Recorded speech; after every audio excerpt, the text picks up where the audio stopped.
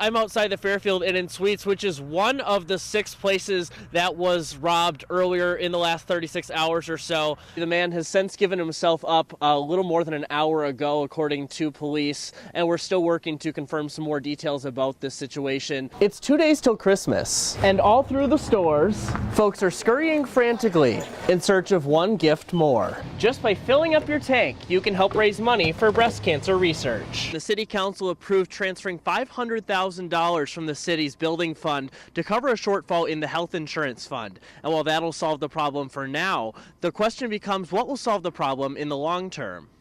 Our health insurance fund is not having a very good year. Massive changes. That's how city officials are describing what needs to happen to make the health insurance fund for city employees sustainable in the long term. We insure ourselves, and some of the claims that have come in have just been pretty much insurmountable. Monday night, the City Council approved moving $500,000 from a fund usually used for projects like library and arena improvements to cover what has so far this year been a more than $375,000 net loss in the insurance fund. The building fund is not necessarily the best place to take this from, but we have nothing else left. The general fund is at the bottom line for what we feel comfortable with for fund reserves. This isn't the first time funds have been moved to cover insurance losses. Last year, the city transferred $650,000 into the account to make it whole and start this year with a surplus. Even with changes, the city could have to transfer another $250,000 to fill a gap next year. So now the city is trying to figure out what to do to solve the problem. We're going to have to look at plan changes, both probably looking at elimination of some plans and then also rate increases and then contributions amount from the city as well. What we're really looking about is long-term solvency for the city and making sure we're making good fiscal decisions on behalf of the residents of the city. I think it was about a year ago during one of our confirmation classes. It seemed like half of the students came to a Wednesday night wearing Crocs. And as Pastor Mark Needhammer will tell you, he's not a fan of these holy shoes. But when coming up with a theme for his faith formation classes this year, we decided we want to make this year all about being for our neighbors. We wanted to help the kids learn what it's like to be neighbor-minded. His students came up with a unique way to motivate the congregation to join in their food drive. They were all about it. They were ready to go and thought it would be fun. And then one of the students said, well, if we get so much, would you mind wearing Crocs? They brought it back, and I said, yes, if you get enough, I will wear Crocs. But they didn't stop there. After meeting their initial goal of 2,000 items, they kept going, and Pastor Mark's footwear got more extreme. Then not only were they Crocs, then we made them pink, and then someone bedazzled them. So during services last week, he put away his normal shoes and slid on his Crocs, teaching his students a lesson in helping their neighbors. It makes me feel really good about myself to know that I'm doing something, like I'm making a difference. Somebody's going to get this food and they're going to be happy. While making sure those in need have full stomachs this holiday season. I think there is a genuine love and care for our neighbors, and sometimes it just takes a pink Croc challenge or the recognition that our neighbors really are in need. I've always liked to dance. My husband and I always like to dance. And dancing is something anyone who knows Millie Seaver will tell you she's quite good at. Yeah, always dancing. And at her 90th birthday party, we were out dancing because I love to dance too. But it was her unusual choice of dance partner, Austin Police Sergeant Kim Lenz, that's the talk of the town. When Sergeant Lenz saw Millie dancing in this parking lot, she pulled up her squad car, turned on the radio, got out, and started dancing along.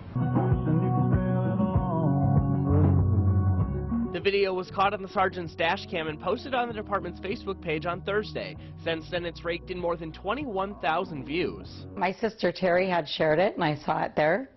And so then I went on there and looked at it, and then of course I shared it and read all the posts, and all the cousins wrote stuff. I don't know, I was just so amazed, I was just shocked. I didn't think it'd go any further than that. Probably a little bit proud, I suppose, the fact that it drew the attention that I'm able to do is what I do. Even more amazing, Millie is 92 years young. And at 92, she's proving age is just a number and hoping more people will join her on the dance floor. I'd like to see more people be more active out walking and things like that. In Austin, Logan Reigstad, ABC 6 News. Military service runs in Charles Kozelski's family. I was drafted in the well, let's see, I think it was June of '43. And during World War II, he joined the Army Corps of Engineers, stationed for nearly a year and a half in Guadalcanal in the Pacific, repairing tractors and other equipment U.S. forces used to slowly advance on Japan. After the war, Charles returned home to Illinois, but due to family issues, he wasn't able to get his uniform or other memories from the war, which made the chance to go to Washington to see the memorials dedicated to him and his fellow service members that much more special. So, what did you first think when you heard that there was the possibility for you to go on this honor flight here this weekend? Oh, I was pretty excited. I would like to see that, really. I was going to really enjoy that. More than 70 years after the fighting stopped. It'll be something to see, you know. That's about all I can say, you know. I'm really looking forward to going here, you know. Saturday, Charles, his son Tim, and daughter-in-law Susan boarded a flight for his first trip to the nation's capital. Very touching, you know. You see all these people over there looking, you know, and taking pictures, you know. And an emotional journey, but one filled with new memories. For our veterans, there is a special bond between people and the vets that we're supporting them whenever we can. His journey was part of the Twin Cities Honor Flight, helping veterans who otherwise might not have the ability or the means take a one-day trip to Washington to see the memorials dedicated to their service. Everybody really wanted us to have a good time out there, you know. A journey and an experience he will never forget. I'm glad that everything is the way it is, and that people really love this country the way they do. Reporting in Albert Lee, Logan Reigstad, ABC 6 News.